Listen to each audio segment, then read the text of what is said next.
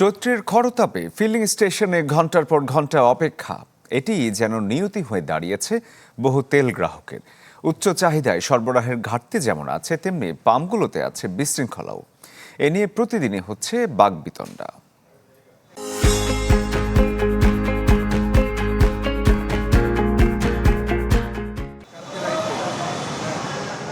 গাড়ির ভিতরে কাগজে নোট দেওয়া, শেষ এই গাড়ি তেল পাবে, অথচ সেই গাড়িতেই মিলল না তেল।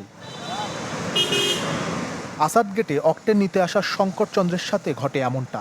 রাজধানীর বেশিরভাগ ফিলিং স্টেশনে বৃহস্পতিবার মধ্যরাত থেকেই তেল নেই।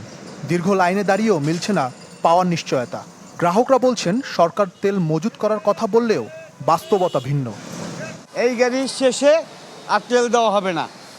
তো আমার আগে প্রায় 300 গাড়ি ছিল, ওই 300 গাড়ি পার হয়ে আমি মনে করেন আস্তে আস্তে আইসি, কিন্তু আইসা আর পরে এখানে আইসা আর তেল পাই না। ফুয়েল পাস দিয়ে কি হবে বলেন?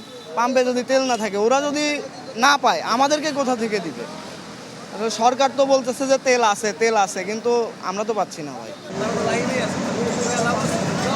অনেক ফিলিং স্টেশনে সিরিয়াল ছাড়াই তেল দেওয়ার অভিযোগ পাওয়া গেছে, যা গড়ায় বাকবিতণ্ডা পর্যন্ত। আমি নিজে দাঁড়াইছি, উনি আরেকবার এখানে আইছে। আমরা এই জায়গায় দাঁড়াইছি 11টা বাজে, এখন প্রায় বাজে মনে হয় 2টা। এখন পর্যন্ত আমরা সিরিয়ালে যাইতে পারি না, অথচ ওই সাইড থেকে আইসা তেল নিয়ে যাচ্ছে।